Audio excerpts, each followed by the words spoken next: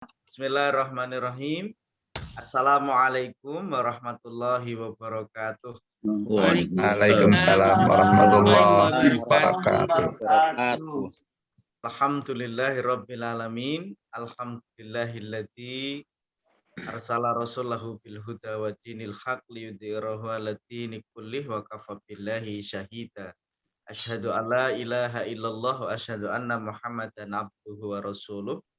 Allahumma salli wa sallim wa barik ala Muhammad wa ala alihi wa sahbihi ajmain wa ba'd. La ilaha illallah wa asyhadu anna Muhammadan abduhu wa rasuluh. Yang kami hormati, kami sayangi guru kita Ustadz Dr. Agus Sukaja. Insya Allah mudah-mudahan dirahmati Allah Ta'ala.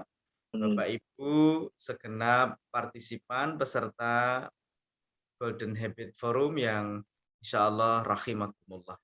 Puji dan syukur hanyalah milik Allah Subhanahu wa Ta'ala yang telah memberikan limpahan nikmat kepada kita. Atas nikmatnya pagi hari ini kita diperkenankan, dipertemukan dalam forum Golden Habit dalam kajian kita sepekan sekali. Semuanya atas nikmat yang telah Allah berikan. Mudah-mudahan ini adalah merupakan salah satu bentuk kesyukuran kita atas nikmat yang telah Allah berikan tersebut, sehingga mudah-mudahan atas rasa syukur kita Allah akan menambahkan nikmat yang lainnya kepada diri kita semua. Amin. Salawat dan salam semoga senantiasa tercurah pada uswah hasanah kita, Nabiullah Muhammad sallallahu alaihi wasallam. Bapak dan Ibu rahimakumullah, karena waktu sudah menunjukkan pukul 5.30 waktu Indonesia Barat. Untuk itu segera mari kita mulai acara kita pada kesempatan kali ini, kajian kita di episode yang ke-18 dengan topik menjaga lisan. Ini sesi atau seri yang ketiga Bapak Ibu. Kita akan mendengarkan pencerahan, kajian, dan tausiah dari guru kita Ustadz Dr. Agus Sukaja. Oleh karena itu, sebelum kita mulai, mari kita berdoa kepada Allah Subhanahu wa Ta'ala. Kita buka forum kita pada kesempatan pagi hari ini dengan membaca Bismillahirrahmanirrahim. Bismillahirrahmanirrahim. Kami ingatkan selama materi berlangsung, selama kajian disampaikan, mohon untuk sementara menonaktifkan mikrofon kita masing-masing, dan ketika mengikuti acara ini mungkin terlambat dalam masuk di forum ini atau nanti tidak bisa mengikuti hingga akhir, bisa disimak melalui Golden Habit Channel. Terima kasih, dan waktu selanjutnya kami haturkan kepada guru kita, kepada Ustadz kita, Ustadz Dr. Agus Sukaja, disilahkan. Assalamualaikum warahmatullahi wabarakatuh. Waalaikumsalam warahmatullahi wabarakatuh. Alhamdulillahi rabbil alamin. Assalatu wassalamu ala asyrafil anbiya'i wal mursalin Muhammadin wa ala alihi wa sahbihi ajma'in. Amma ba'd. Bapak Ibu, segenap partisipan Golden Habit Forum rahimakumullah. Alhamdulillah kita bersyukur kehadirat Allah Subhanahu wa Ta'ala masih diberikan kesehatan, nikmat yang istimewa, hingga kita masih bisa mengikuti Golden Habit Forum di pagi hari ini. Ini istimewa yang pagi ini. Ini tadi jam 6 yang join pertama adalah 2 profesor. Jadi Profesor Partino dari Papua dan Profesor Abdus Salam dari Jogja. Join pertama kali hingga sempat berbincang-bincang sejak awal. Dan alhamdulillah ini saya lihat sudah banyak yang join ya, dari Kalimantan Timur, dari Kalimantan Timur ini dari Rumah Sakit Aisyah, dari Rumah Sakit Qurrata A'yun, kemudian dari pimpinan Aisyah, Muhammadiyah, Pak Wilayah, kemudian Kaltara ada Ustadz Martiman, kemudian dari Sulawesi Tengah ada, dari teman-teman FK UM Jakarta ini saya lihat cukup banyak yang bergabung, yang dikomandani oleh Dr. At-Tariq. Kemudian juga Masya Allah ini dari MPKO pimpinan pusat ada Dr. Araker, ada Dr. Syafa Hanung, ada Kiai Agus Kusnadi dan lain-lain yang tidak bisa saya sebut satu persatu, semuanya yang saya hormati. Kita melanjutkan kajian kita masih seputar bagaimana kita bisa menjaga lisan dengan baik, sehingga lisan kita itu mempunyai suatu peran penting di dalam mengantarkan kita ke surga Jannatul Naim. Bagian langkah-langkah untuk menuju surga Jannatul Naim. Topik kita kali ini tentang menghiasi lisan dengan kalimah thayyibah. Kalimah thayyibah ini sebuah kalimah yang besar sekali perannya untuk mengantarkan kita ke suatu kemuliaan. Ini saya awali dengan apa yang difirmankan Allah di dalam Quran surah Fatir ayat 10. A'udzubillahi minasyaitonirrajim. Man kana yuridul izzata falillahil izzatu jami'ah. Ilaihi yas'atul kalimut thayyibu wal amalus shalih yarfa'u.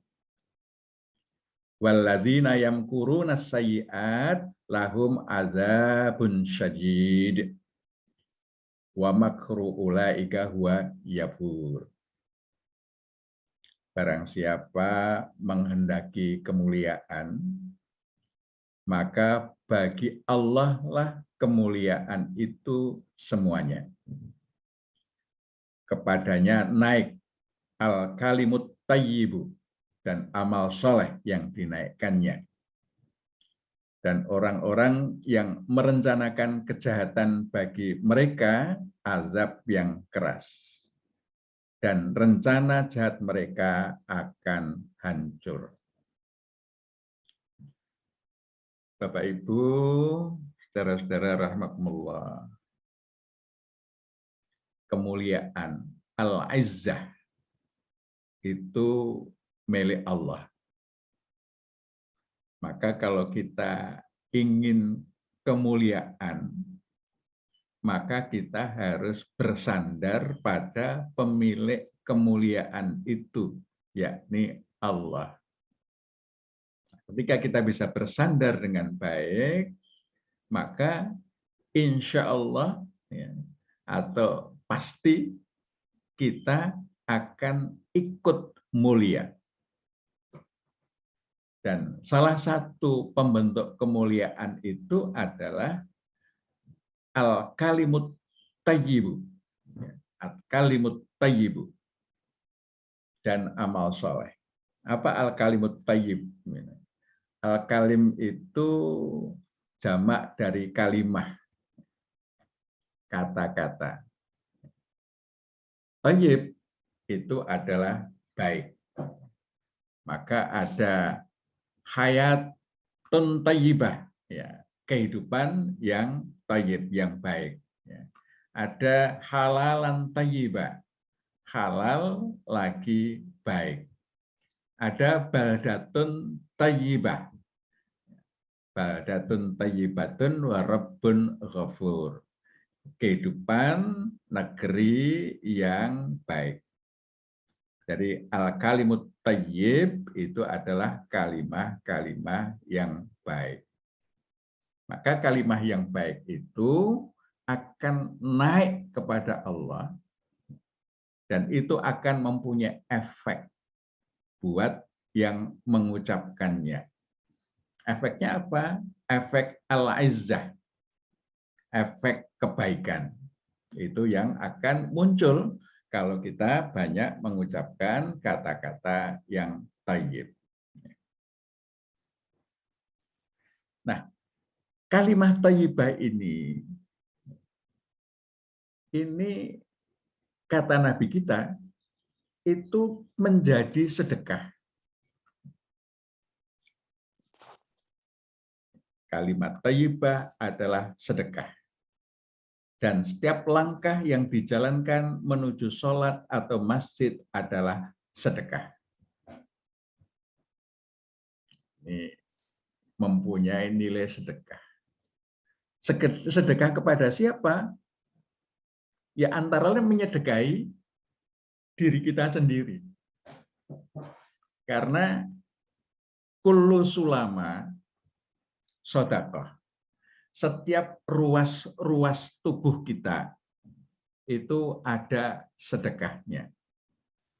Dan al-kalimut thayyib, kalimat thayyibah ini bisa menjadi bagian dari sedekah. Pada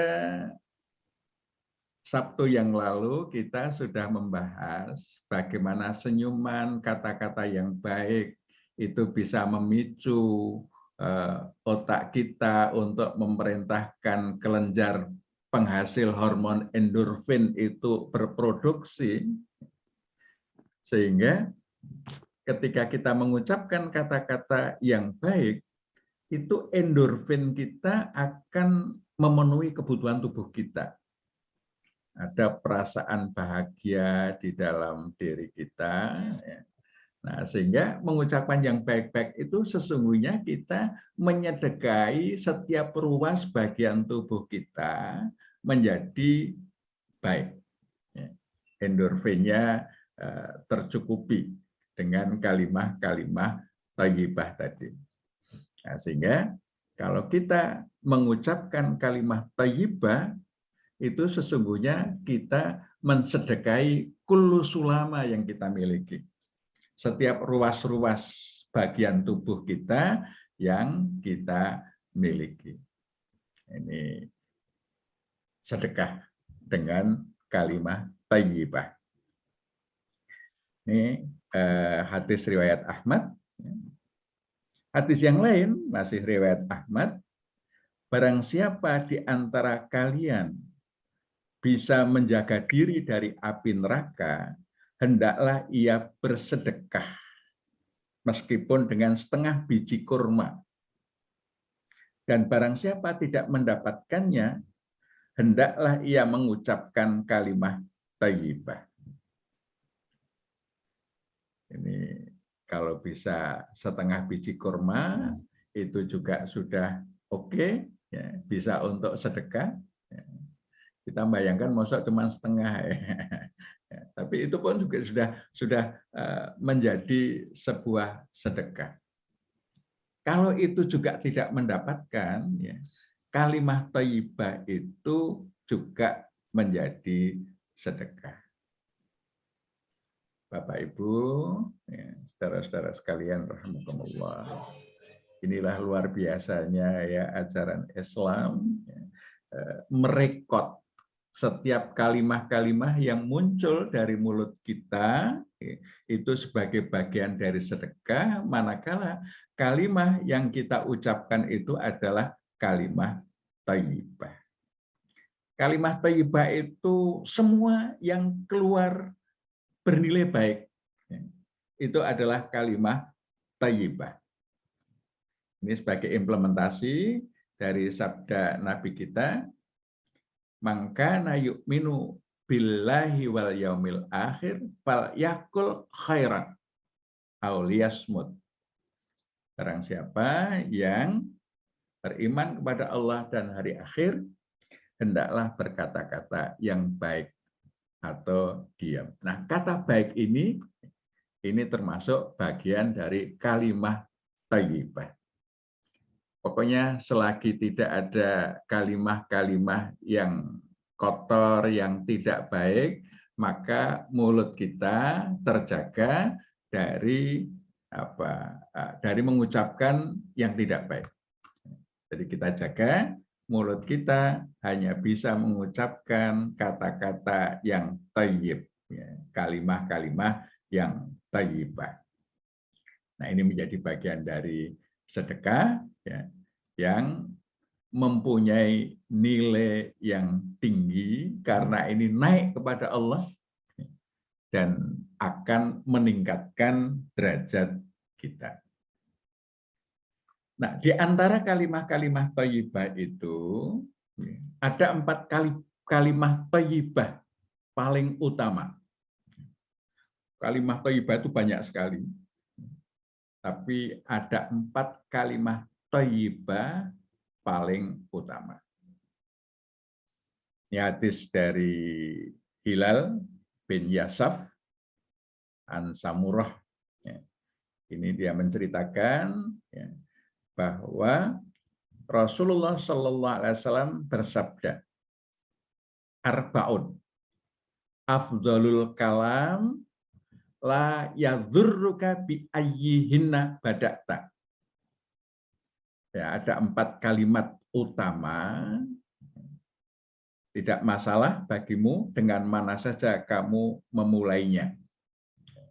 4 kalimat thayyibah paling utama. Apa itu?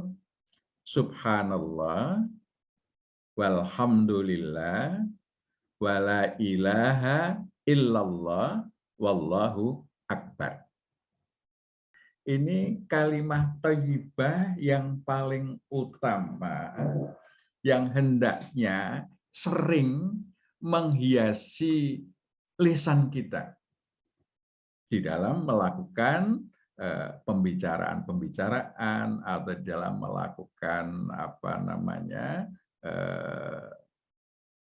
diskusi, di dalam melakukan pokoknya setiap ucapan-ucapan kita sebagusnya lah itu dihiasi dengan kalimah-kalimah thayyibah ini.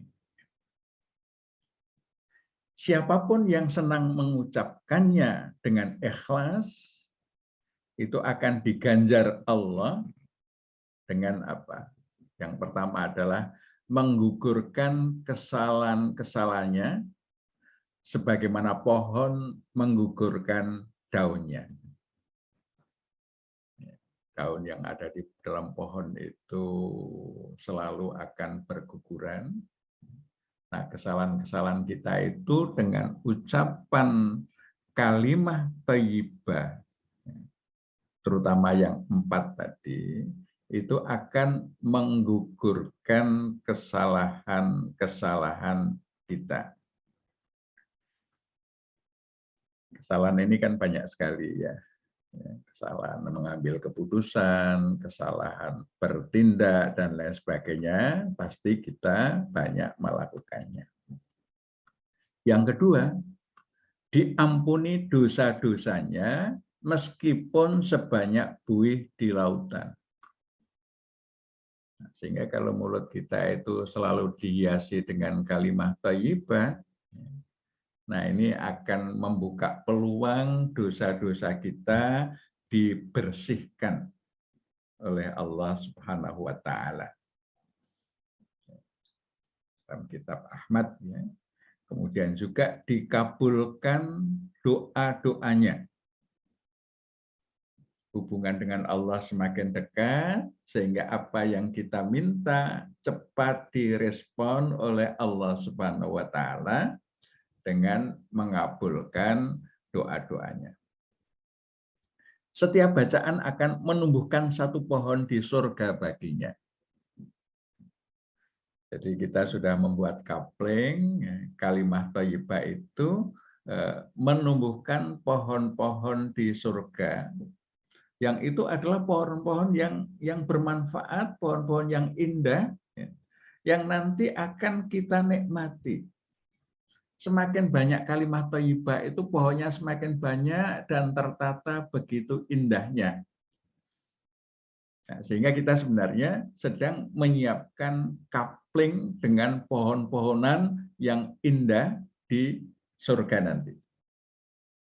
Ini yang suka mengucapkan kalimat-kalimat thayyibah.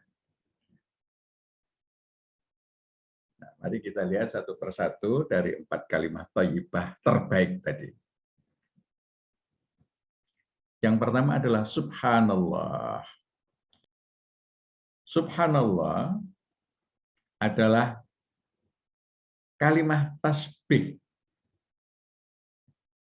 yang dilakukan oleh guntur dan para malaikat, burung-burung, gunung-gunung, apa-apa yang ada di langit dan di bumi, 7 langit dan bumi, dan siapa-siapa yang berada di dalamnya. Semuanya bertasbih dengan subhanallah. Pohon-pohon, ya, burung-burung, bahkan guntur yang sering kita dengar ya, pada saat mendung, itu semuanya bertasbih dengan subhanallah. Manusia yang beriman dan mencintai Allah dan Rasul-Nya itu suka bertasbih. Allah memerintahkan kita bertasbih sebelum matahari terbit, sebelum tenggelam, pada malam hari, siang hari, ketika bangun, ketika selesai sujud, saat terbenam bintang-bintang, dan lain-lain. Intinya, kita disarankan untuk selalu bertasbih. Ucapan yang ringan sebenarnya, kalau kita berhasil membiasakan, tetapi mempunyai timbangan yang berat di sisi Allah Subhanahu wa Ta'ala. Subhanallah ini dituntunkan juga bisa menjadi bagian percakapan kita sehari-hari.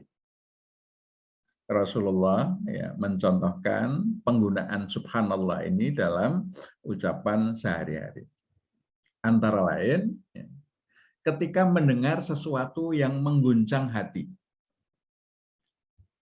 Yang mengguncang hati itu apa? Ini Rasulullah ketika memikirkan tentang fitnah terhadap istri beliau, malam-malam beliau terbangun dan berkata, Subhanallah, perbendaharaan apalagi yang Allah turunkan. Dan fitnah apalagi yang Allah turunkan. Nah, ini peristiwa yang mengguncang hati, mengguncang perasaan kita, kita bisa ekspresikan dengan subhanallah. Demikian juga terhadap peristiwa alam ya, yang mengguncang hati. Misalnya kita mendengarkan petir yang keras ya. Nah, biasanya sebelum mendengarkan petir itu kan ada kilat yang lebih dulu kita lihat. Nah, begitu kilat, wah ini mau ada petir besar ini. Ini biasanya membuat kaget. Kita bisa ucapkan subhanallah. Ya juga ketika kita sedang berdiskusi atau sedang berbicara dengan orang lain untuk menyampaikan penolakan. Ketika Umur bayi meminta Rasulullah tidak menjatuhkan hukum qisas kepada seseorang, maka jawaban Rasulullah adalah, Subhanallah, wahai Umur bayi, bukankah hukuman qisas itu sudah merupakan ketentuan dari Allah? Nah, ini kan kita sering ya mengalami peristiwa-peristiwa di mana mungkin sahabat kita, mungkin anak kita, mungkin mahasiswa, teman, ya, itu meminta sesuatu yang sesuai aturan itu tidak boleh, maka kita bisa menghiasi subhanallah. Ya. Gimana sampean kok begitu? Jadi kita menyampaikan penolakan itu dengan menghiasi bibir kita dengan subhanallah. Demikian juga untuk meluruskan sesuatu yang tidak tepat. Ketika dia melihat ada sesuatu yang keliru pada orang-orang di sekitar kita, maka kita bisa menyampaikan kepada mereka, meluruskan dengan mendahului dengan ucapan apa? Subhanallah. Ini ucapan-ucapan yang hendaknya menghiasi kalimah-kalimah pembicaraan kita sehari-hari. Yang kedua adalah alhamdulillah. Alhamdulillah. Segala puji bagi Allah. Ini adalah kalimat pujian kepada Allah sebagai tanda mensyukuri nikmat dan karunia-Nya. Allah memerintahkan kita mengucapkan alhamdulillah di waktu pagi, petang, sebelum matahari terbit, sebelum tenggelam, di malam hari, selesai sujud, waktu bangun, berdiri, pada saat selamat dari orang-orang zalim dan lain-lain.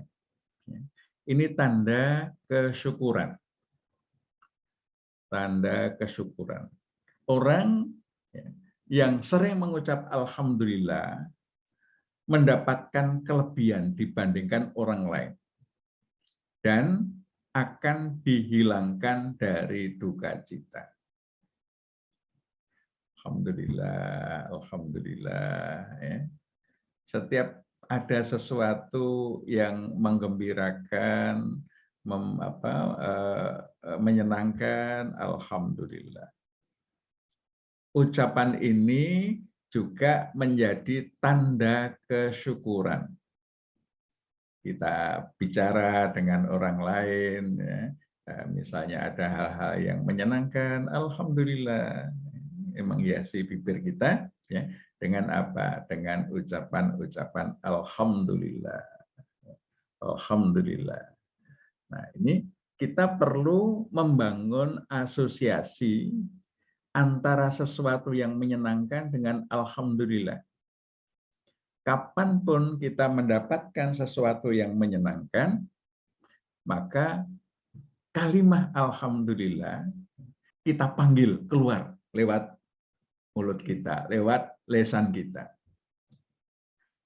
Alhamdulillah menjadi ucapan-ucapan tanda kesyukuran kita kepada Allah Subhanahu wa Ta'ala. Yang ketiga adalah la ilaha illallah. Ini adalah kalimat tauhid yang merupakan zikir terbaik. Kalimat yang menjadi cabang iman yang paling utama. La ilaha illallah. La ilaha illallah. Ini perlu sering keluar dari lisan kita, sehingga ucapan ini mesti sering kita lafalkan. Merupakan kalimat thayyibah atau zikir terbaik. Karena disinilah inti keimanan kita. Pada kalimat la ilaha illallah. Nah, kalau ini bisa kita ucapkan dengan sering, maka kita akan ada otomatisasi di dalam bibir kita untuk senantiasa mengucapkan la ilaha illallah. Nabi itu juga menggunakan di dalam berbagai pembicaraan. Pernah Nabi SAW datang kepada sahabat-sahabat, beliau dengan gemetar sambil berkata, la ilaha illallah, celakalah bangsa Arab karena keburukan yang telah dekat. Hari ini telah dibuka benteng Ya'juj dan Ma'juj seperti ini. Beliau memberikan isyarat dengan mendekatkan telunjuk dengan jari tengahnya. Ya, jadi jaraknya ya tinggal dekat ya antara dibukanya benteng Ya'juj dan Ma'juj dengan waktu itu. Artinya waktunya sudah dekat. Didahului dengan apa? Dengan la ilaha illallah. Jadi kalimat ini bisa kita gunakan untuk melakukan apa? Peringatan-peringatan. Jadi untuk mendahului ketika kita akan menyampaikan peringatan-peringatan. Ya. Itu dengan apa? Dengan la ilaha illallah. Dan kata peringatan itu bisa banyak sekali. Di samping itu Rasulullah SAW bersabda, lakinu mautakum bila ilaha illallah. Tuntunlah orang-orang yang berada di penghujung ajalnya dengan kalimat la ilaha illallah. Sehingga akhir ucapan lisannya itu adalah la ilaha illallah. Karena akhir ucapan ini menjadi sesuatu yang amat penting karena Rasulullah SAW juga menyampaikan barang siapa yang terakhir diucapkan adalah la ilaha illallah dakhalal jannah. Ada yang kemudian mengatakan, oh enak sekali masuk surga ya, hanya cukup mengucapkan la ilaha illallah saja sudah bisa masuk surga. Tapi yang perlu difahami, ya, waktu sakratul maut, ya, semua manusia berada di dalam keadaan panik. Semua panik. Karena panik, itu sudah tidak mampu berpikir lagi. Karena tidak mampu berpikir, dia tidak ingat lagi kalimat apa yang sebaiknya dia ucapkan. Yang keluar adalah apa yang biasa dia ucapkan. Kalau yang biasanya mengucapkan kata-kata yang tidak baik, yang keluar yang tidak baik. Tapi kalau yang biasa diucapkan kalimat thayyibah, yang keluar adalah kalimat thayyibah. Itu spontanitas reaksi seseorang ketika di dalam penghujung ajal, sudah melihat ada malaikat maut yang mendatanginya, yang keluar tinggal apa yang telah biasa dia lakukan. Kalimahnya adalah apa yang biasa dia ucapkan. Kalau selama ini tidak pernah membiasakan kalimat la ilaha illallah, itu tidak akan muncul ya, pada orang yang sakaratul maut. Sehingga kalau sakaratul maut dituntun, ini ada yang nuntun ya, ternyata tidak semua bisa ngikuti. Ini ternyata teman-teman di Rumah Sakit Islam Jakarta, Cempaka Putih itu ada melakukan observasi ya, terhadap mereka-mereka yang di dalam sakaratul maut. Ya. Itu ternyata yang bisa merespon untuk ditalkinkan la ilaha illallah itu tidak banyak. Ini kalau tidak salah Ustadz Hanif itu sekitar berapa ya? Sekitar 15% ya. Ini tidak banyak yang bisa merespon dituntun untuk membaca la ilaha illallah, yang bisa merespon caranya tidak banyak. Ini menunjukkan apa? Kebiasaan sebelumnya tidak dilakukan. Nah, sehingga kalau kita ingin akhir hayat kita itu la ilaha illallah, maka sejak sekarang kita harus sudah membiasakan. Sehingga ketika menghadapi sesuatu yang menakutkan atau mengkhawatirkan itu langsung la ilaha illallah. Nanti ketika dalam kondisi panik, itu kalimat itu yang akan muncul. Sehingga untuk bisa mengakhiri masa kita di dunia dengan la ilaha illallah, kita harus membiasakan sejak sekarang. Jadi prosesor yang ada di korteks cerebri kita itu sudah langsung begitu ada rangsang sesuatu yang menakutkan, sesuatu yang yang mengagetkan, itu la ilaha illallah. Pokoknya sudah kalimat thayyibah semua. Bisa subhanallah, ya. Bisa la ilaha illallah. Ini kalimat-kalimat yang muncul ketika kita menghadapi sesuatu yang yang mengagetkan, yang menakutkan, yang mengkhawatirkan, sehingga terjadi otomatisasi kebiasaan. Yang keempat, dari 4 kalimat ini ada ucapan Allahu Akbar. Allahu Akbar. Allah Maha Akbar. Maha besar, paling besar, ya. Paling luar biasa. Nah, Allah memerintahkan kita mengagungkannya dengan bertakbir. Mesti sering kita ucapkan, ya. Kita bisa mengucapkan pada waktu melihat sesuatu yang menakjubkan, ya, dan lain-lain. Ini bisa kita lakukan dengan apa? Dengan takbir Allahu Akbar. Takbir menjadi bagian dari ucapan-ucapan orang beriman.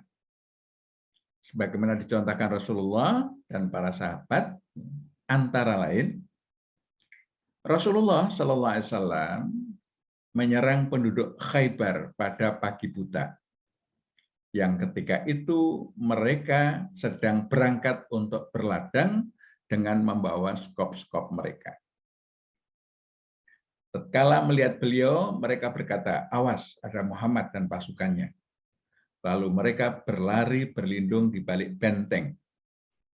Maka Nabi Shallallahu Alaihi Wasallam mengangkat tangannya seraya bertakbir, Allahu Akbar, hancurlah Khaybar.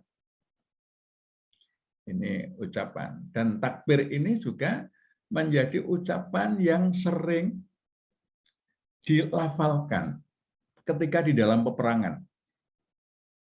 Menghadapi musuh, mulai bergerak, Allahu Akbar. Allahu Akbar. Ini ucapan-ucapan memberikan kekuatan, karena Allah itu yang maha besar, kita bersandar kepada yang maha besar, maka kita akan ikut menjadi besar. Karena sandaran kita adalah sandaran yang besar. Bapak Ibu, jamaah rahimakumullah, ini penggunaan-penggunaan yang lain, Allah Akbar.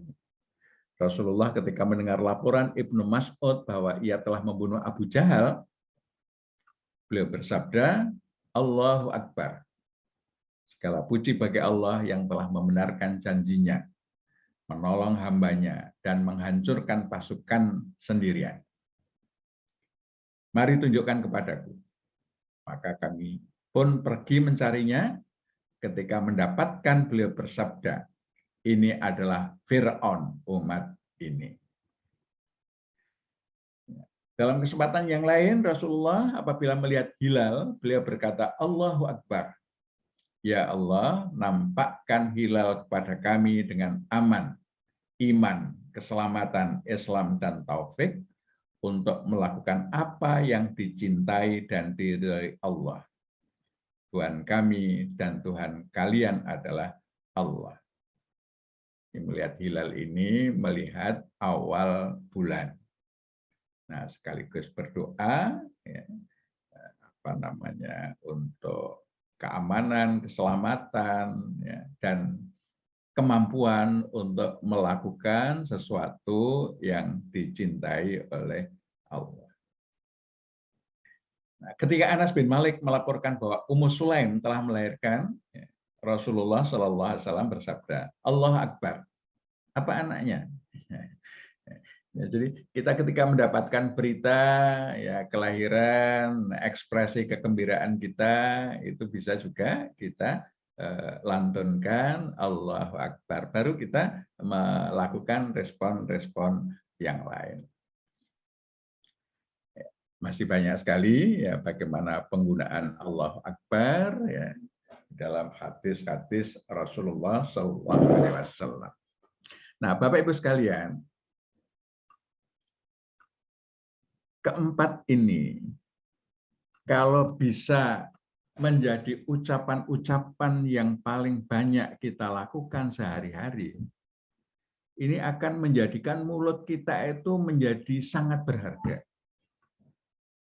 Apalagi kalau kemudian kita biasa wirid, ya, keempat-empatnya kita gabung, ya.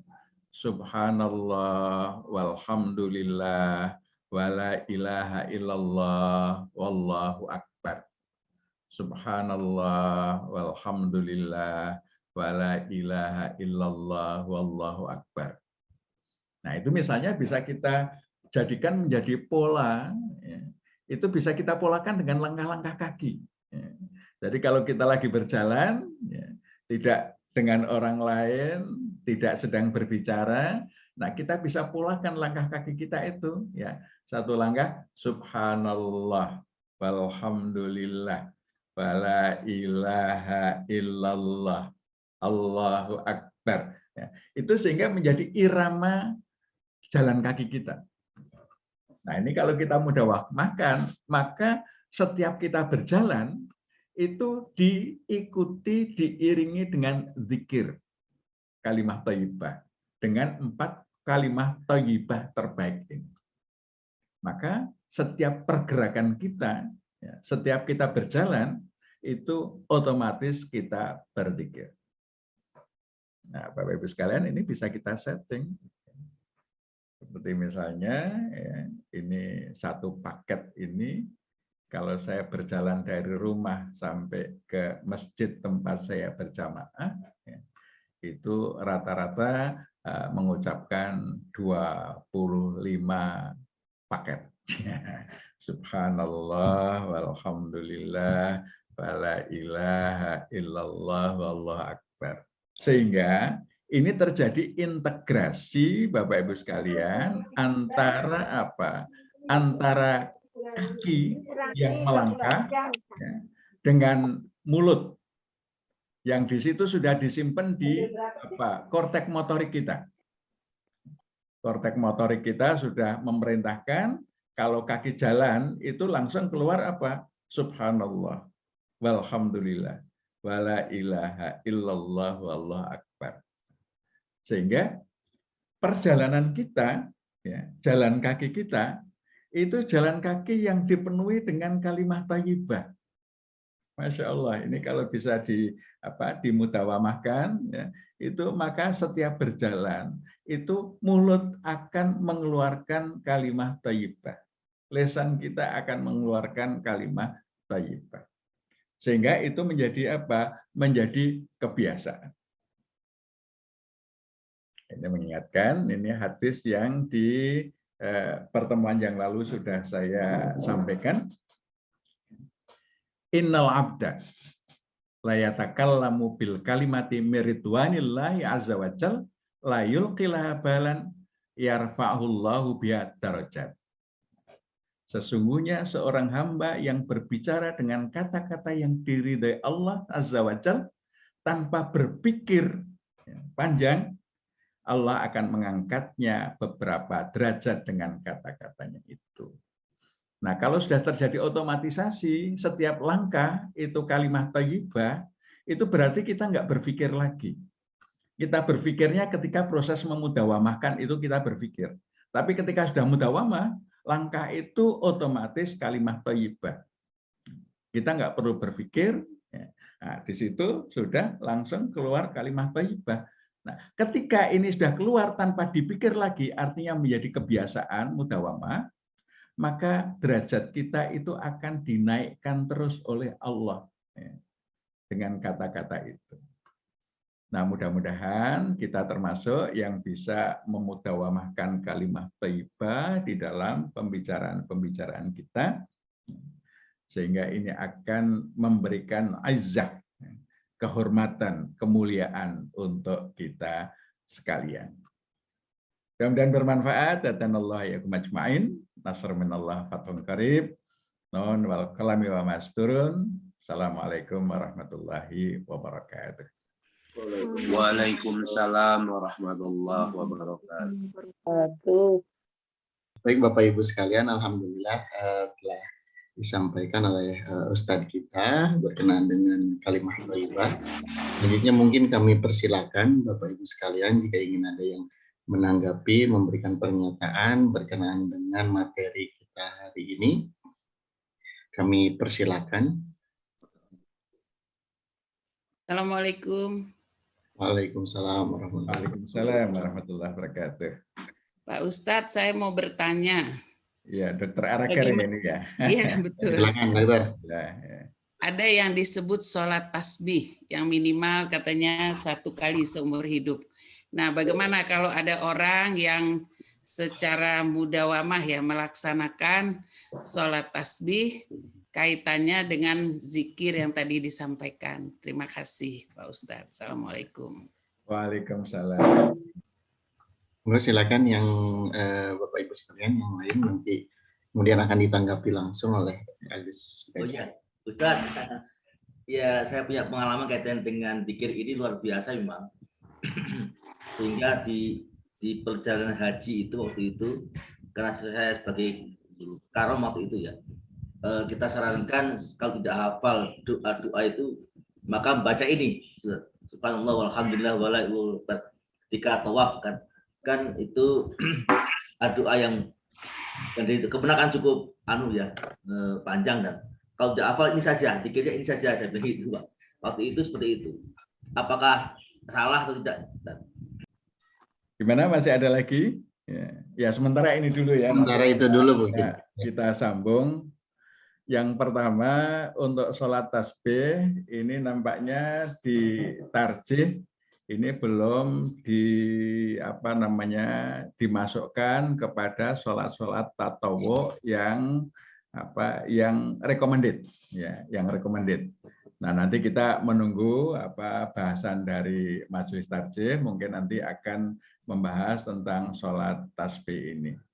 Tapi sebenarnya banyak sholat-sholat yang lain yang itu sangat masyru', ya sangat muakkadah atau sangat ditekankan untuk kita lakukan. Kalau itu kita lakukan, rasanya waktu kita itu sudah banyak tersita untuk itu. Ya, misalnya di waktu malam ada sholat tahajud. Tahajudnya Nabi itu ada 11 rakaat. Ya. Itu kalau kita lakukan membaca yang agak panjang-panjang, itu sudah cukup lama. Nah, di waktu pagi kita masih ada sholat duha. Nabi biasa melakukan 8 rakaat. Ini sholatnya sudah banyak sekali. Belum yang wajib, ya. Belum yang qobliyah, ba'diyah, yang rawatib. Kemudian tahiyatul masjid. Sehingga banyak sekali sholat-sholat sunnah yang muakkadah, menurut saya itu lebih kita prioritaskan untuk dimudawamahkan. Ya. Jadi kita memudawamahkan, ya, terutama untuk ibadah ini adalah yang muakkadah, yang sangat ditekankan untuk bisa kita lakukan.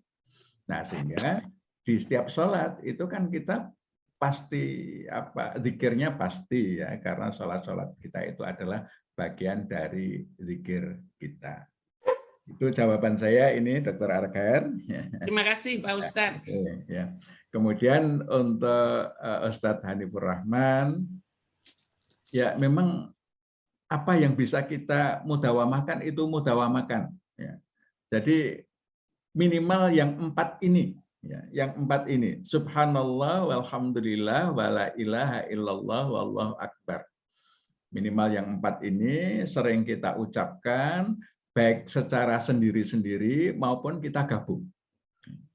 Nah, ada saat-saat yang bisa kita gabung, ya. Tadi contohnya kalau saya jalan itu gabung gitu ya.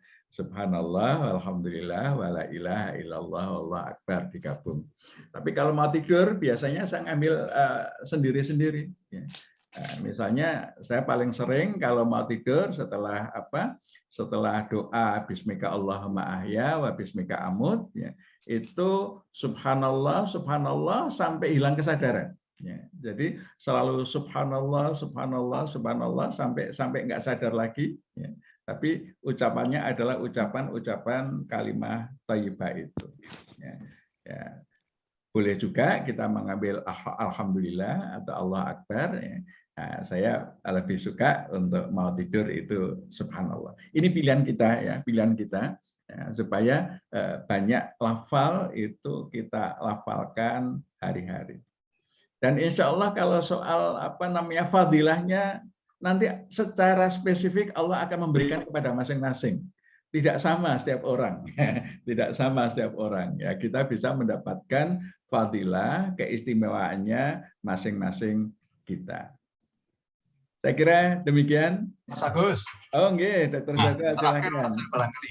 Ya. Kami mohon klarifikasi ya. Saya juga pernah membaca itu. Jadi sebelum tidur itu dibiasakan ada 4 yang saya baca. Pertama, astagfirullah, kemudian sholawat, kemudian subhanallah walhamdulillah wal akbar, kemudian terakhir al-ikhlas. Tersebutnya Agus. Iya, iya, iya. Ya, memang ada hadisnya. Di antara bacaan-bacaan yang disarankan sebelum tidur itu ayat Quran yang dibaca antara lain ya ayat kursi, kemudian ayat terakhir Al-Baqarah, kemudian kulhu, kul a'udzu birabbin nas, kul a'udzu birabbil falaq. Ya. Itu yang paling disarankan sebelum tidur ya dibaca. Nah, kalau saya prakteknya begini, Dr. Jaka. Ya. Jadi baca ayat kursi, kemudian ayat terakhir Al-Baqarah, kemudian kul tadi ya, kul a'udzu birabbin nas bil falaq ya, kemudian kul huwallahu ahad ya. Baru habis itu bismika Allahumma ahya wa bismika amut. Ya, ketika membaca Quran ini kan kita harus masih dalam kesadaran penuh. Ya, begitu kita sudah doa tidur, itu artinya kesadaran sudah mulai turun. Nah itu kalau saya yang amalkan itu membaca tadi salah satu dari 4 kalimah thayyibah terbaik tadi. Saya biasanya memilih subhanallah, subhanallah sampai kesadaran hilang itu dalam ucapan subhanallah. Ngaten Dr. Jaka. Terima kasih Ustadz Agus. Alhamdulillah. Semoga bisa istiqomah. Silakan. Silakan Ibu Mas Ria. Ya. Terima kasih Ustadz atas pencerahannya dan semoga kami bisa istiqomah dan memang itu yang kami laksanakan. Hanya saat ini kami kan nggak bisa ke masjid, berhubung banyak tetangga yang terpapar, jadi saya nggak keluar sekali. Nah, itu yang jadi pikiran saya biasanya bisa. Kalau pagi bisa segar dari masjid, sekarang sudah nggak bisa. Tapi mudah-mudahan dengan kalimat thayyibah diperbanyak dan bisa menghilangkan pikiran saya yang resah. Amin, amin ya. Saya kira ini menjadi solusi Bu Mas Ria, kalimat thayyibah itu ya. Ada penelitian yang menarik ini. Ada seorang psikolog dari Belanda, namanya Profesor Van Hoven. Ya. Itu beliau meneliti kaitannya dengan mengucap Allah dengan apa? Dengan denyut jantung dan ketenangan seseorang. Nah, ternyata ucapan Allah itu akan membuat denyut jantung itu menjadi reguler, ya, efektif, dan memberikan ketenangan. Ini kontrolnya menyebut Tuhan dalam bahasa lain, ya. Jadi bukan Allah. Nah, misalnya dengan Tuhan, kalau bahasa Inggris dengan God itu diperbandingkan, ternyata yang memberikan efek positif itu hanya Allah. God tidak. istilah Tuhan dalam bahasa-bahasa yang lain tidak, tetapi Allah ini memberikan efek positif. Nah, kalau kita banyak berzikir, itu insya Allah jantung kita denyutnya akan semakin efektif, ya, dan hati kita akan menjadi tenang. Dan ini terbukti apa yang Allah firmankan, ala bizikrillahi tatmainnul qulub. Ya. Sungguh dengan zikir, ya, dengan zikir menyebut Allah akan menjadikan hati itu tenang. Nah, ini salah satu keistimewaannya, Allah sendiri menyatakan dengan menyebut Allah, dengan zikrullah, ya, itu akan tenang. Penelitian menunjukkan ucapan Allah itu membuat formasi di dalam gerakan lidah bibir kita, itu formasi yang akan membuat jantung itu berdenyut lebih efektif dan memberikan efek ketenangan. Nah, ini apalagi kalau kemudian ini menjadi sesuatu yang mudawamah, yang selalu kita ucapkan setiap saat, insya Allah itu akan memberikan efek yang luar biasa bagi kita. Efek sehatnya oke, dan efek izzah, ya, izzah, kemuliaan di sisi Allah ini juga akan sangat jelas. Oleh karena itu, marilah ya, kita mudawamahkan ya, ucapan-ucapan baik yang berdiri sendiri sebagai kalimah thayyibah maupun ucapan-ucapan yang menghiasi pembicaraan kita untuk merespon keadaan-keadaan tertentu. Nah, ini kalau bisa kita gabungkan, ya, ucapan yang merupakan bagian dari pembicaraan maupun zikir yang berdiri sendiri, ini akan memberikan kekuatan luar biasa bagi kita, memberikan kehormatan, dan insya Allah akan menjaga apa yang kita lakukan senantiasa baik. Sebab ketika kita ingat Allah, maka kecil kemungkinan kita melakukan sesuatu yang tidak baik dengan sengaja. Ya, kalau kita melakukan, nah itu pasti secara tidak sengaja. Yang mereka sengaja melakukan tidak baik, dia sedang tidak ingat Allah. Ya, maka zikrullah itu akan menjamin kebaikan untuk kita sekalian. Saya kira demikian, Bapak Ibu sekalian. Ya, terima kasih atas segala partisipasinya, mudah-mudahan bermanfaat dan mudah-mudahan kita termasuk yang bisa memudawamahkan berkalimah thayyibah. Assalamualaikum warahmatullahi wabarakatuh. Waalaikumsalam warahmatullahi wabarakatuh. Terima kasih Pak Ustadz, Pak Ikhwan, semuanya. Jazakallah Ustadz. Ya, mohon izin saya mau ke SMP 15. Baik, terima kasih Ustadz Agus Sukaca telah memberikan tausiahnya pada kita semua pagi hari ini. Semoga kita semua bersama-sama dapat mendawamkan kalimah-kalimah thayyibah yang tentunya tadi sudah dipaparkan, banyak sekali memberikan manfaat bagi kita, baik bagi kita nanti untuk di dunia maupun di akhirat. Mari Bapak Ibu sekalian kita tutup dengan mendoakan kafaratul majelis. Subhanakallahumma wa bihamdika